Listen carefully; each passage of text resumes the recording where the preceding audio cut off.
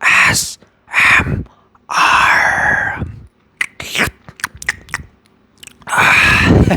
Seperti biasa kita mulai dari tes sound dulu. Biar kalian sudah siap nih didongengkan mengenai sebuah paradigma yang bakal gue ceritakan ke kalian. Oke?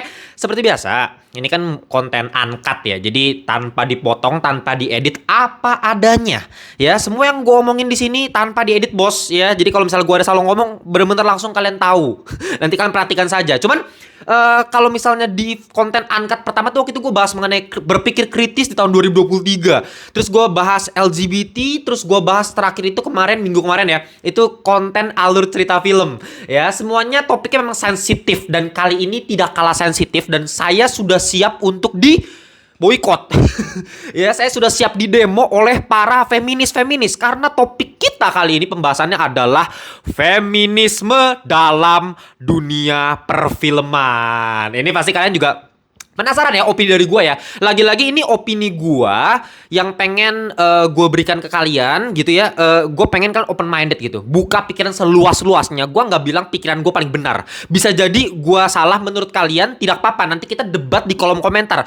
Agar terjadi yang namanya dialektika. Lagi-lagi gue selalu bikin konten ngelantur buat dialektika. Ya, jadi jangan cuman iya gitu doang kayak YouTuber gitu ya. Kita ngobrol-ngobrol lah, kita diskusi gitu ya. Nah, untuk topik kali ini sebenarnya konteks awalnya gue pengen buat karena gue udah sempet bahas sedikit bagian dari feminisme itu di konten serial Echo ya. Gue review Echo-nya MCU gitu ya. Terus gue potong jadi shorts dan khusus bagian feminisnya tuh gue bikin konten tuh, langsung rame ya. Waduh, hatersnya langsung menumpuk sekali, bos. Seperti biasa lah, sudah biasa saya ngelantur seperti begitu.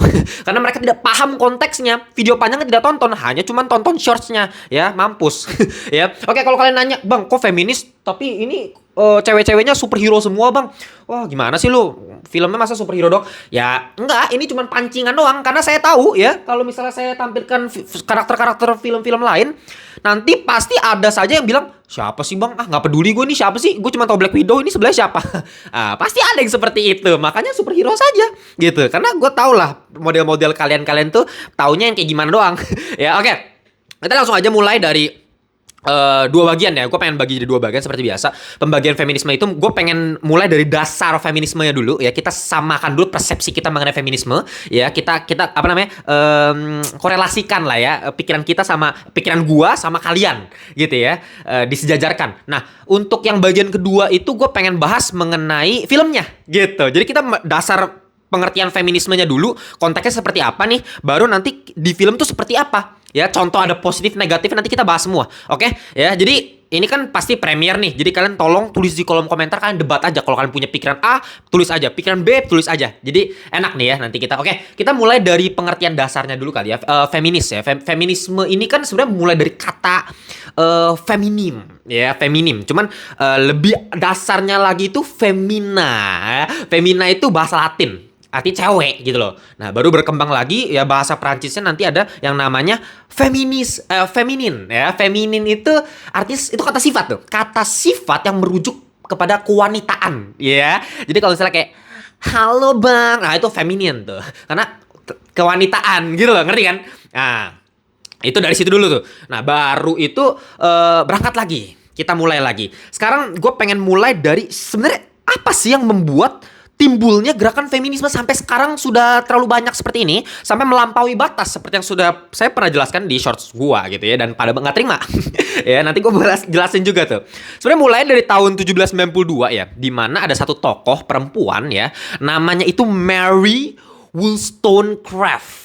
Ya, si Mary Wollstonecraft ini dia membuat sebuah karya tulis yang judulnya itu The Vindication of the Rights of Woman. Nah, The Vindication of the Rights of Woman. Jadi isi bukunya tuh apa sih, bang? Isinya itu adalah mengenai bagaimana mengangkat derajat wanita gitu supaya setara dengan pria gitu loh. Karena memang di ya abad 18 kan memang pergerakan feminisme itu dimulai dari abad ke-18 ya.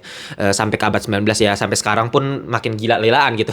Cuman maksudnya ya kita tahu dulu dari dulu itu wanita itu selalu kayak derajatnya di bawah pria gitu, ya kan? pendidikan nggak usah macam-macam lah gitu kan ya, pria sekolah macam-macam, cewek ya udah lu nggak usah pendidikan macam-macam gitu, lu nggak usah kerja ini, nggak usah kerja itu, udah lu di rumah aja jaga anak, ngasuh anak gitu ya, pemahaman dasar seperti itu. Nah, si Mary Wollstonecraft ini ya pada tahun 1792 dengan buku yang dia terbitkan itu, yang dia buat ya, itu pengen mengangkat di derajatnya. Kalau kalian mungkin taunya di sekolah kalian belajar mengenai Raden Ajeng Kartini ya. Ya siapa yang nggak tahu lah Kartini. Kalau Kartini itu kan tokoh feminisnya Indonesia gitu ya. Dengan kalau bukunya dia kan Habis Gelap Terbitlah Terang gitu. Nah, kalau si Wollstonecraft ini memang lebih lama lagi ya dan mengangkat nih dari wanita tuh harusnya seperti apa gitu. Nah, kenapa sih Bang kita mulai sekarang kenapa bisa terjadi terlalu jauh, terlalu jomplang nih antara pria sama wanita? Sebenarnya apa sih ya permasalahannya? Ya kalau buat gua jelas-jelas ini permasalahannya ada di mana? Ada di konstruksi sosial.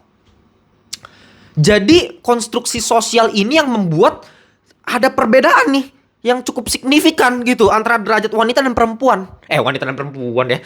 Laki-laki dan perempuan. Seperti itu. Ya, maksudnya gimana konstruksi sosial? Ya, kita mulai dari kita mundur dulu dikit ya. Kita bukan dikit ya, banyak nih. Kita mundur sampai ke zaman kuno ya, di mana manusia masih bekerja memburu. Gitu, pekerjaan manusia masih belum terlalu banyak ya. Dulu memang awal-awal manusia bekerja memburu karena untuk menafkahi hidup kan. Maksudnya untuk mencari konsumsi untuk keluarga, ya kan? Nah, pada zaman dahulu ya kita tahu sendiri yang bisa berburu siapa? Pria. Wanita itu tidak bisa berburu. Kenapa? Karena memang badannya tidak didesain untuk berburu, gitu. Laki-laki memang secara ototnya, secara tulangnya kita nggak bisa munafik lah. Memang tidak semuanya ya, cuman mayoritas pria didesain sama Tuhan itu mempunyai badan yang lebih punya power yang lebih besar dibandingkan wanita. Memang dari struktur kerangkanya sudah seperti itu, gitu loh. Makanya ketika berburu, wanita tidak bisa berburu, ya lebih efektif jauh pria. Makanya pria yang berburu, wanita hanya di rumah. Wanita hanya di rumah berburu tapi tetap dapat makanan. Yang bekerja pria. Wanita tidak bekerja tapi tetap dapat makanannya.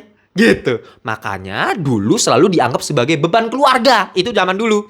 Makanya karena seperti itu konstruksi sosial nih. Itu pengetahuannya timbun terus menerus. Dalam segala negara. Dalam segala wilayah gitu ya.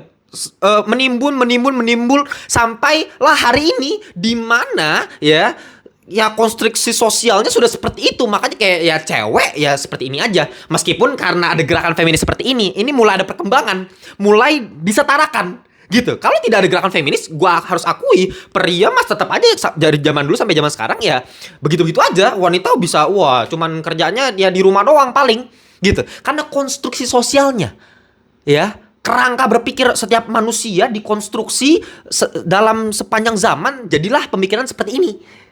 Gitu ya.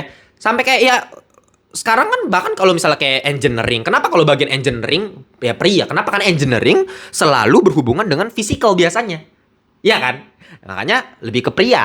Sedangkan kalau misalnya lu lihat kayak marketing bank biasa wanita justru. Kenapa? Karena memang wanita itu lebih atraktif. Ya kan, dari komunikasinya, dari penampilannya itu yang dibutuhkan dari wanita. Jadi masing-masing itu punya peran, bukannya wanita nggak punya peran, pria semua enggak juga, gitu. Makanya gue agak kesel ya. Ini sebelum kita masuk ke film ya, gue agak kesel tuh. Kemarin kan ada yang ngomong, bang, lu baca lah bang, bahas buku Invisible Woman ya tahun 2019 tuh, karyanya Caroline Criado Perez tuh ya, tahun 2019 dia bikin datanya tuh diekspos ya, data dari seluruh dunia tuh ya. Jadi semua barang-barang ya, produksi semua hal di dunia ini memang semuanya itu didesain untuk pria, hanya untuk pria dan oleh pria.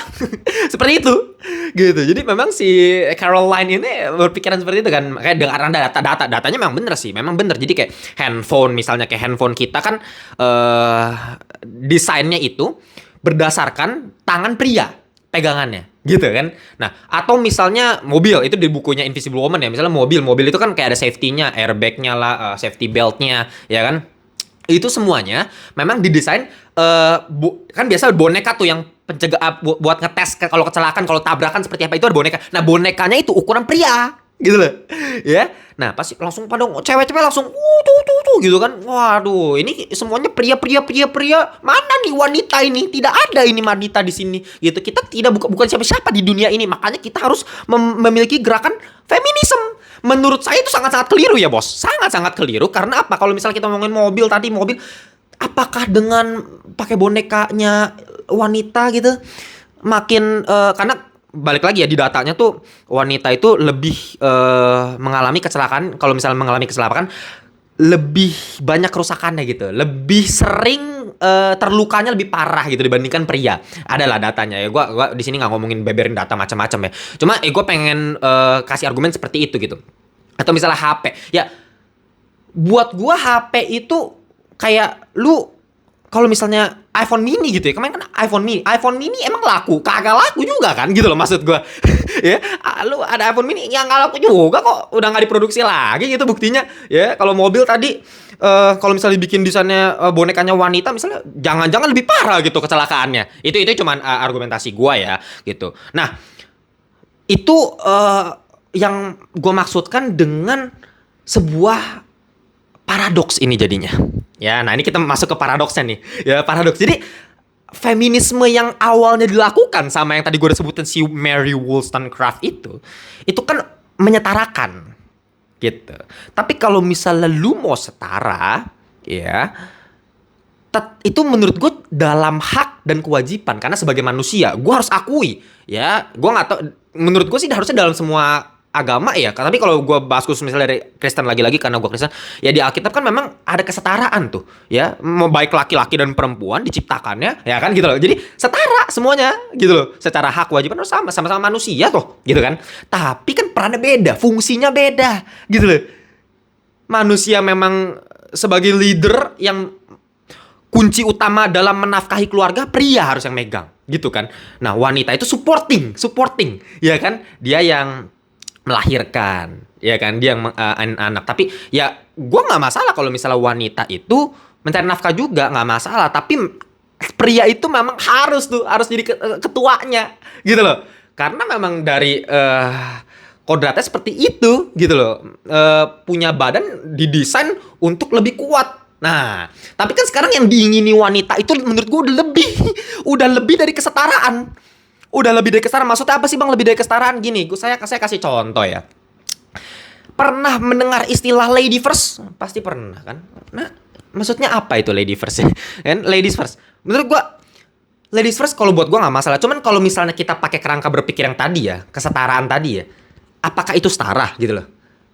Misalnya kita lagi ngantri kan? Kita lagi ngantri, lu bayangkan Pak. Terus ada wanita gitu. Pasti kayak ladies first dong.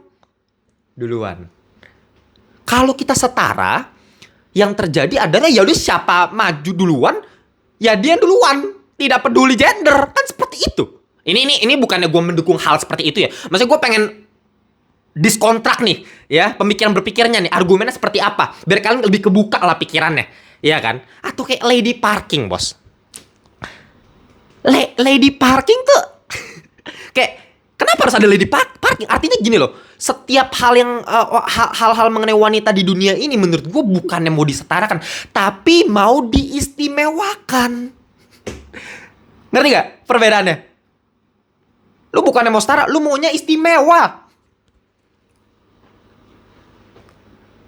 Ini lagi-lagi ya, bukannya gue mendukung ya. Misalnya nih, cowok nih tiba-tiba dibuka celananya sama cewek gitu dalam sebuah video gitu kan, atau ditoel begini kan cowok kan, pantatnya dipuak begitu misalnya ya, itu kan kayak kita ketawa gitu nontonnya kan, kita kan ya kan kocak gitu. Tapi lu bayangkan cowok yang begituin cewek, langsung telepon polisi, wah pelecehan pak, saya dibegini-beginiin, kan seperti itu kok kondisinya. Artinya apa? Nggak setara itu tidak setara. Jadi kalau mau setara ya setara gitu loh. Kalau setaranya memang melebihi yang tadi gue bilang, melebihi sebagai manusia ya.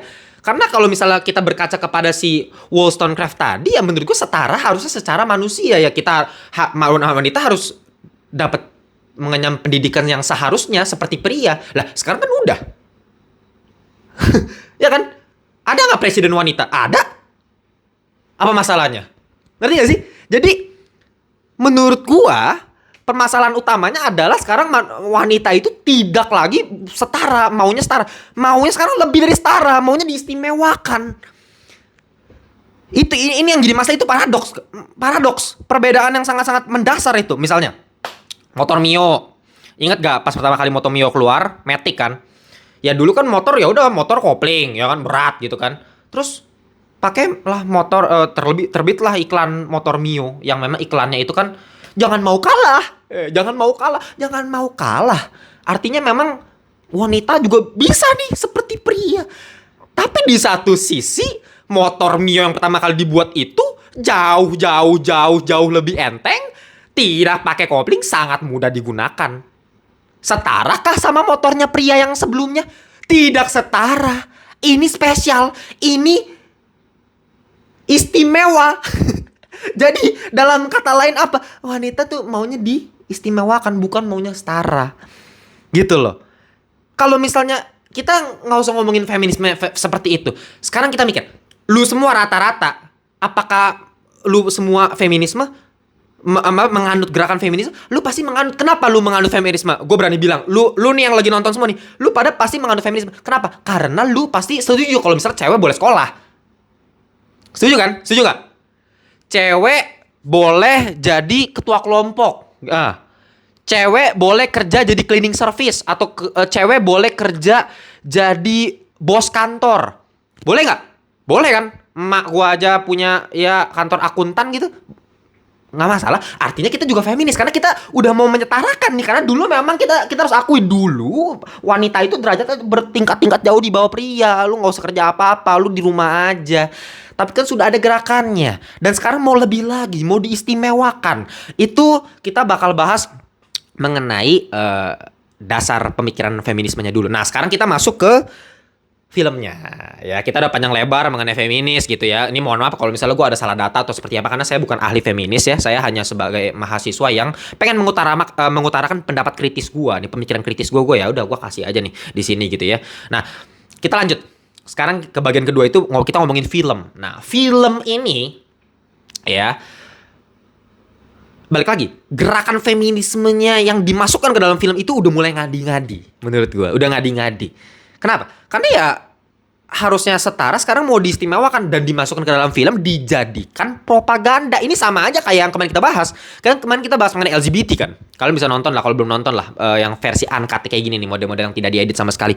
Itu kan gue udah ngomongin. Ya LGBT ya kalau buat gua ini bukan ngomongin agama ya. Kalau ngomongin agama gua juga nono, gua nggak sama sekali nggak setuju. Cuma kalau misalnya kita mau ngomongin segi film ya nggak apa-apa dimasukkan karena memang LGBT itu kita nggak bisa kayak kita nggak bisa tutup mata, nggak ada lah LGBT, kita anggapnya nggak ada. Emang ada di dunia, makanya dimasukkan. Tapi bukan jadi propaganda kan. Misalnya memang dalam cerita kayak film Monster yang gue udah jelasin kemarin banyak lah, Everything Everywhere All at Once. Bagus kan? Kalau cuma tidak dipaksakan gitu, tidak dijadiin propaganda. Nah, sama halnya kayak feminis. Film feminis kalau misalnya memang sebagai substansi film yang pengen diutarakan misal karakter utama cewek dan memang cerita seperti itu ya pasti baik yang bagus. Nanti kita bakal kasih banyak contoh mengenai sisi positif dari feminisme dalam sebuah film ya. Tapi sekarang gue pengen coba masuk ke dalam yang negatifnya dulu, yang masuk dalam kategori propaganda ya. Contoh yang paling berkali-kali gue bilang apa itu adalah Mulan ya, tahun 2020 versi live action remake-nya Disney. Karena kita tahu sendiri Mulan yang 1998 sebagus apa. Dan itu udah mau ngomongin feminisme. Ya Mulan kan kurang feminisme apa ya? Lu bayangin 1998 yang animasi yang original ya. Itu kan feminisme. Seorang wanita yang memang di situ diceritakan di zaman tersebut ya di China gitu kan. Ya lu kerjanya di rumah aja lah. Nggak, ya kan lu bakal lihat di awal ya kan dinikahi ya kan. Kita lihat tuh. Culture-nya seperti itu. Tapi karena ayahnya dia sakit, menurut Mulan ayahnya bakal mati nih kalau ikut perang, dia yang gantiin, pura-pura jadi cowok. Itu feminisme banget dong. Iya gak sih? Terus lu kenapa harus rubah gitu di film live action remake-nya? Ditambahkan lagi, lu bayangkan, yang udah feminisme nih, wah udah setara nih, akhirnya wanita bisa nih, akhirnya dapat penghargaan dari rajanya bla bla bla, ya udah bisa kan, gitu kan? Sekarang ditambahin lagi, malah sekarang cowoknya yang nggak guna. Baik lagi nih, sekarang permasalahan utama propaganda dalam film-film yang memasukkan propaganda feminisme adalah meninggikan derajat wanita dan menurunkan derajat pria. Kenapa harus diturunkan? Ini yang jadi problemo gitu loh. Lu tahu kan, kalau di film animasinya Mulan itu ada yang namanya Li Shang, seorang jenderal yang akhirnya jadi pasangannya Mulan. Itu kan dia yang membimbing Mulan, dia yang menjadi komando jenderal. Artinya memang dia dia jenderalnya lah, dia pangkatnya di atas Mulan. Tapi Mulan tetap yang menjadi karakter utama. Itu kan keren banget cuy. Sampai akhirnya si Li Shangnya akhirnya ya kita tahu dia akhirnya nikah gitu kan, yang di bulan kedua nanti jadi pasangan, ada berantem-berantemnya dan lain-lain. Kan keren gitu. Nah, tapi di film live actionnya mohon maaf ya, Li Shang karakternya dihilangin, terus diganti sama karakter cowok yang sampai sekarang gue udah lupa namanya siapa. Nggak sama sekali nggak ada yang bisa bikin gue inget sama karakter cowoknya. Gitu loh. Udah kagak bisa acting, mohon maaf ya. Mohon maaf ya. Lu perhatiin kagak bisa acting, bos. Kagak bisa acting. James Suk yang di Ngelantur Corps grup WhatsApp, join ya. Grup WhatsApp kita, linknya gue taruh di bawah. Ya kan, gue yakin bisa lebih actingnya bisa lebih bagus tuh daripada si daripada si siapa itu. ya gue cuman namanya hiperbola. Cuma maksud gue ya separah itu, ya gue pengen menggambarkan separah itu actingnya gitu. Dan gunanya apa? Apa gunanya cowok tersebut di filmnya? Itu kalau cowok kagak ada di filmnya, nggak ada masalah, bos. Ceritanya tetap berjalan seperti seharusnya, seperti skenarionya. Artinya itu cowok gak guna. Yang harusnya Li Shang yang berguna diganti, dipecah gitu. Yang ada karakter yang cowok ini kan, yang kita nggak tahu ya apakah dia saling suka sama nggak. Itu kan nggak jelas tuh. Apakah dia pacaran? Nggak tahu juga kan. Terus si jenderal kan jadi Donian tuh, si Commander Tung ya, Commander Tung. Itu juga ngapain Donian di situ? Cuman sebagai commander yang nggak ada peran fungsi penting seperti di animasinya. Kaisarnya lu bayangkan. Kaisar di film Mulan yang original 1998 itu perannya bagus banget, yang dia pengen diculik sama pengen dibunuh lah istilahnya sama musuhnya kan, villainnya kan dijagain sama Mulan ya. Lu bayangin dijagain sama Mulan ya. Terus akhirnya dikasih pedang. Semuanya nunduk gitu, lu bayangkan. Lu ingat kan di film animasi Mulan tuh semua nunduk. Ya, dikasih penghargaan tertinggi sama kaisarnya. Itu peran kaisar tuh penting. Artinya dia adalah orang tetap yang paling tinggi karena dia kaisar, men. Kaisar.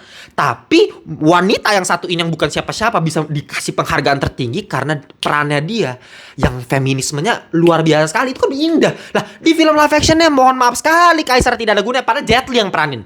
Jet Li, bos. Cuma ada adegan fighting kayak begitu, ya. Abis itu terakhir si Mulan, Kaisar mau nawan kan, lu mau dikasih penghargaan gini-gini nggak? Bilang nggak, saya tidak layak karena saya sudah melenceng dari hal seperti ini. Oh ya udah pulang aja. Kayak begitu di live action ya, bos. Suruh pulang udah ketemu papanya selesai gitu. Kayak nggak ada kayak. Terus ada penyihir yang gue berkali-kali bilang, penyihir mohon maaf penyihir kayak kalau misalnya itu elang, ya kan penyihir bisa berubah jadi elang ya. Kalau misal elang itu di akhir film dipanggang jadi embek kakak gitu kan, ya kan, masuk restoran jadi embek kakak, gue juga gak peduli kok, karena nggak ada gunanya menurut gue. Ini penyihir cuman kayak kasih tau Mulan, ayo kita wanita tuh bisa, kita wanita tuh ada power gitu, woman and power. Kayak what the fuck man, what the hell, nggak ada peran yang penting di film, jadi kayak substansinya nggak masuk. Bayangin Mulan yang harusnya substansinya memang feminisme, tapi malah didobrak lagi ke atas. Ya, kita lanjut ke contoh kedua misalnya. Series Echo yang kemarin kita bahas. Nah, ini kalau kalian pengen tahu lebih jelasnya, sebenarnya nonton aja review gue mengenai series Echo ya. Gue udah jelasin itu, lu bayangin Echo itu di situ punya gue pikir kan mau jadi kayak street level fighting kayak dulu kan, kayak MCU kayak Daredevil begitu-begitu. Nah, malah jadi kayak dia punya kekuatannya air tanda di sini. Terhubung dengan ancestornya yang lebih parah lagi, apa? Setiap ancestor yang dikasih lihat itu cewek semua, Pak. Terus kayak ada sempat-sempatnya dikasih satu kalimat gitu kan, cerita gitu kan, zaman kuno tuh. Gue dulu lupa ada satu karakter cewek ancestornya si Echo yang kayak dikasih tuh, his father is a light horseman. Tapi katanya si karakter utama yang cewek, si ancestornya itu dia mempunyai kekuatan yang lebih gila lagi, lebih apa? Kayak apa? What? Kingpin, lu bayang Kingpin yang semengerikan itu di series Daredevil, di sini 2 kali kalah. Lu bayang di MCU, sejak masuk MCU Kingpin kalah 2 kali sama cewek, bos. Sama si yang cewek ya, sama si Hailey Steinfeld gitu di panah begitu, bom kalah begitu. Sekarang kalah lagi sama si Echo. Kalahnya lebih parahnya lagi bukan kalah dengan runtutan cerita yang bagus ya. Lagi-lagi kalau misalnya feminisme dimasukin dengan runtutan cerita yang bagus, substansinya bagus, it's okay. Tapi kan ini udah way more than feminism. Way more than setara. Ini udah lu mau istimewa mampus gitu. Dimana lu kayak kena khotbah no jutsu. Sejak kapan Kingpin gue bisa kena khotbah no jutsu kayak di serial Naruto begitu. Echo Aladin ya kan, gue juga bilang Jasmine, Jasmine bos, jadi sultan di akhir. Lu tahu sendiri di animasi dulu ya kan, si yang jadi sultan tuh siapa ya? Aladin. Kenapa? Karena cowok. Nggak ada sejarahnya dari zaman dulu persultanan itu wanita jadi sultan itu nggak ada, karena pemimpin itu pria dari dulu. Kagak ada ya. Ada memang tuh, gue lupa itu namanya si siapa ya, lupa gue ya, sorry ya, sultan yang wanita. Tapi itu kan menurut itu namanya aja adalah eh Valide Sultan kalau nggak salah ya. Kalau nggak salah ya, sorry eh, kalau misalnya gue nggak salah baca ya artikelnya ya. Valide Sultan. Itu artinya apa? Wanita yang istrinya sultan. Ya itu kan nggak salah istrinya Sulaiman ya, sultan. Nah, sultannya tuh. Jadi artinya dia kayak dalam satu negara dia nomor duanya gitu. Iya kan? Ini jadi sultan, bos. Aladinnya kagak guna lagi-lagi. Prianya direndahkan. Lagi-lagi juga nggak bisa acting juga, pemilihan gue ngari kan. Naomi Scott keren banget jadi actingnya jadi Jasmine. Cakep, gue suka banget. Tapi sekarang nama aktor prianya mohon maaf gue juga lupa tuh. Nggak ada gunanya itu gunanya apa tuh di film Aladdin, cuma nyuri-nyuri barang kan, nyuri-nyuri barang dapetin itu kan, temenan sama Genie bla bla bla bla gitu kan. Tapi tetap aja at the end of the day si Jasmine yang jadi sultan dianya. Gitu loh ya. Lu udah menyalahi sejarah, udah lu obrak-abrik lu. Yang penting feminismenya lu dahulukan, itu kan udah nggak bener. Nah itu masalah feminisme yang menurut gue udah kacau balau gitu ya di dalam sebuah film gitu ya. Nah tapi ada juga kok contoh positifnya. Gue pengen kasih tau beberapa. Misalnya kayak Wonder Woman kan gila, lu kurang feminisme apa gitu. Karakter utama cewek superhero ya kan, karakter utama superhero dalam perang dunia 2 men, perang dunia 2 men. Coba sebutin satu tokoh wanita dalam perang dunia 2. Coba sini sebutin. Gua paling inget sampai sekarang gue cuma satu, Nancy Harkness Love. Pilot wanita pertama angkatan udara di Amerika. Wanita. 1 dari 1 juta. Gitu loh. Ya pasti ada lah banyak. Kalau nggak salah ada 350.000 datanya ya. Yang memang wanita yang punya pegang senjata. Tapi kita nggak pernah lihat juga kan. Pasti yang pria. Kalau dalam perang kan perang soalnya. Dari dulu kalau identik perang pasti pria dong. Wah, pria yang punya badan, struktur, kemampuan untuk bisa berperang, sama kayak berburu zaman dulu tadi gitu loh. Wanita kan enggak, tapi wanita tetap memang ikut jadi suster, jadi bagian support gitu kan istilahnya, jadi ML. Kalau di ML jadi support tuh istilahnya. Tapi yang di-highlight kan bukan wanita ya. Wanita tuh nggak jarang banget yang di-highlight di perang dunia 2. Tapi bisa tiba-tiba ada satu tokoh gitu ya, Prince Diana ya, si Wonder Woman yang di satu lapangan di tengah dia ditembak pakai meriam peluru begitu, di nempang pakai pedang. Itu gila dengan shot sinematik. Patty Jenkins keren banget. Itu Wonder Woman. Feminisme bagus, nggak masalah kok, ceritanya konstruk berpikirnya bagus kok, dengan Themyscira yang memang semuanya wanita ya kan. Itu feminisme, tapi nggak ada masalah gue sama hal itu gitu ya. Atau misalnya Enola Holmes ya, kalau kalian tahu kan pernah nonton Enola Holmes di Netflix. Itu mau feminisme kurang apa lagi kan, dari dulu kita tahu Sherlock Holmes yang terkenal. Barulah belakangan ada novel memang Enola Holmes ya kan. Memang seorang wanita yang lu bayangin abad 1880-an ya, tahun 1880-an tuh Enola Holmes. Dimana ya wanita di saat itu ya bukan siapa-siapa ya, cuman ya udah lu di situ-situ aja di rumah-rumah aja, nggak usah macem-macem. Tapi si Enola ini didik sama mamanya ya. Mamanya BTW mamanya Enola Holmes itu kan Bellatrix Lestrange ya. Mungkin karena sama didik sama Bellatrix Lestrange, si Enola Holmes ini dididik untuk bisa olahraga, bisa fighting, bisa punya kemampuan ilmuwan, science. Kan lu bisa lihat lah di opening filmnya si Enola Holmes tuh ya, belajar, edukasi, main puzzle. Itu kan bukan hal-hal wanita banget. Wanita mah nggak usah lu belajar macam-macam, science bla bla bla, berantem, ngapain wanita belajar olahraga kayak gitu kan. Tapi di sini Enola Holmes diajar, makanya dia akhir ketika mamanya hilang dia jadi detektif. Kita sementara dikasih dulu perspektif dari Enola Holmes nih, bukan Sherlock Holmes lagi. Gitu loh. Itu feminisme. Tapi bagus gak bagus kok, nggak ada masalah gue. Kenapa? Karena gak ada yang nabrak nih sama konstruk berpikir ceritanya. Memang substansinya feminisme ya udah sesuai dengan jalur benang merahnya itu aja. Nggak kayak ditambel-tambel kayak tadi gitu. Kayak misalnya kan tadi kan kayak Aladdin yang udah kayak begini. Ini kayaknya butuh kita kasih feminisme nih ya kan. Mantap nih feminisme SJW nih kan. Masuk tambel ya. Lu bayangkan kayak misalnya nasi padang yang udah ada rendang, ada ayam gulai ya, ada terong. Tiba-tiba kayaknya gue suka es krim, masukin aja es krim. Seperti itu. Seperti itu feminisme. Dalam sebuah film yang tidak penting sama sekali untuk ditaruh di situ feminisme, cuman buat propaganda gitu. Ya dimana kita lihat, wah cewek nih istimewa, bukan setara, istimewa, istimewa.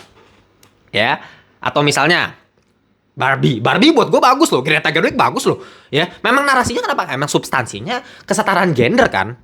Yang awalnya Barbie, stereotipnya kan ya itu dia juga akui dosa kan. Stereotip Barbie yang harus rambutnya kuning gini langsing gitu. Ternyata itu ngomongin yang lain lagi, itu body positivity, nanti kita kapan-kapan bahas juga. Cuma Barbie dengan dunia seperti itu, pria tidak nggak guna gitu, Ken ya kan, cuman kayak temennya Barbie begitu doang kan. Tapi ketika masuk ke dunia nyata, ternyata patriarki di dalam kehidupan kita. Masuk ke Barbie lagi, tiba-tiba si Ken udah membuat Kendom ya kan, Kendom jadi patriarki semua. Akhirnya nanti di akhir kita di balancing. Meskipun cerita Barbie gue banyak yang kurang suka ya, penulisannya menurut gue banyak yang nggak enak gitu buat gue ya. Cuma dari segi feminisme gue gak ada masalah gitu. Dan Kill Bill ya, gue berkali-kali bilang Kill Bill itu keren banget. Quentin Tarantino kalau lu nonton, sumpah Kill Bill ya, itu bagus banget. Film action, one of the greatest action movie yang pernah gue tonton sih.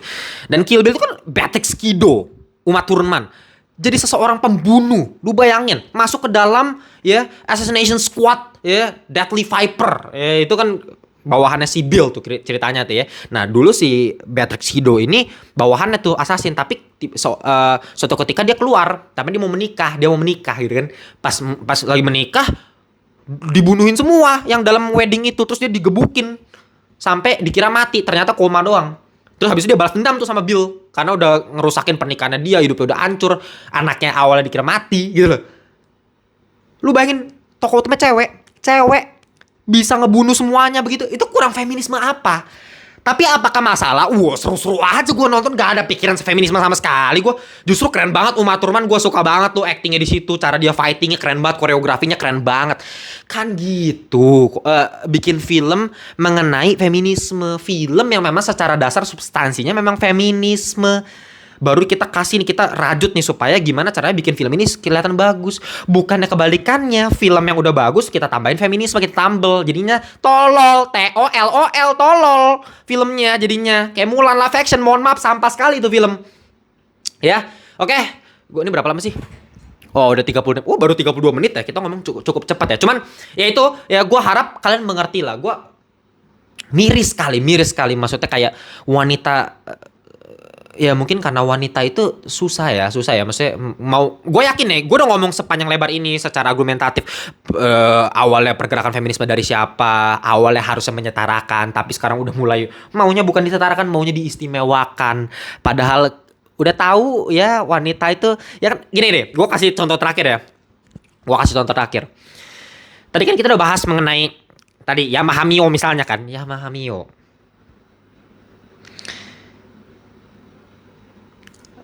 Dibuat khusus untuk wanita, istimewa. Ya kan? Istimewa. Tapi pada akhirnya kita tahu sendiri, udah dibuat motor kayak begitu pun ya, emak-emak yang ada di jalan mau belok kanan, sennya ke kiri, bos. Siapa? Emak-emak biasanya kan? Emak-emak mau belok kanan, sennya ke kiri. Maksud gue tuh ya terima saja, maksudnya ya wanita tuh udah ada bagiannya, udah ada perannya. Kalau misalnya kita sesuaikan dengan peran zaman dulu kan itu udah beda banget. Yang manusia udah lah, cewek itu gak usah kerja lah, lu udah di rumah aja. Ya gue juga gak setuju. Ya wanita tuh punya hak juga. Kalau misalnya dia mau kerja, mau dapat duit sendiri kan ya hak-hak wanita. Sebagai manusia harusnya setara kalau dalam hal seperti itu. Tapi kan ini udah bukan mau setara ini. Ini udah mau lebih dari setara, mau istimewa. Ya. Ya, oke. Kalian kalau misalnya masih mau debat sama gue, silahkan tulis di kolom komentar lagi. Dan gue yakin abis ini gue juga pasti dibully abis-abisnya sama para wanita, sama feminis terutama yang masih gak terima. Pasti gue yakin masih banyak aja yang gak terima, karena itulah ya, memang ya udahlah, gue gak usah ngomong lagi karena pasti makin dibully lagi gue kalau misalnya gue lanjutin omongan gue. Oke, gitu aja. Jangan lupa kalau kalian pengen beli official merchandise dari Ngelantur nih, gue pengen kasih lihat kalian nih. Ini Samurai Vader, gue yang gambar sendiri, ini pakai tangan gue tuh, keren kan? Ya, Samurai Vader. Ilustrasi pure dari gua, ide original dari gua, konsepnya, filosofinya bisa dibeli. Linknya gua taruh di bawah. Ya, kalau misalnya mau follow kita di Instagram, follow juga kita di Instagram karena banyak update juga, dan grup WhatsApp terutama ya, Ngelantur Corps ya, grup WhatsApp community, di klik aja linknya gue taruh di bawah biar join sama 800-an Ngelantur Corps yang lain. Dan bentar lagi kita udah 300.000 subscriber. Gue nggak tahu, kayaknya tinggal 500 lagi nggak sih, kalau salah tinggal 500 subscriber lagi. Makanya buru-buru follow ya, subscribe, yang belum subscribe langsung ya.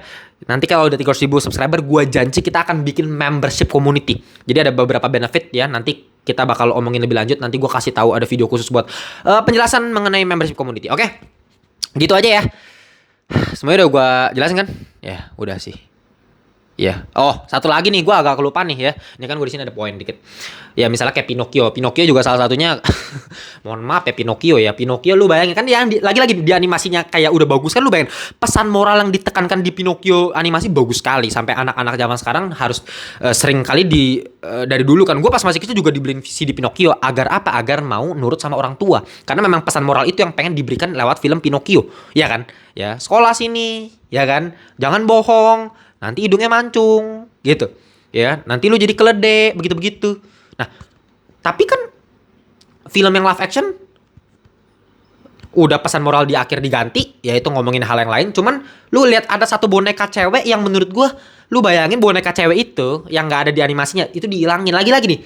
Kalau nggak ada, ngapain ditambahin? Dan malah bikin ceritanya makin gak jelas gitu loh. Nggak ada gunanya itu boneka cewek, ya kan? Mending fokusin aja di Jimmy the Cricket itu sama Pinocchio, ya kan?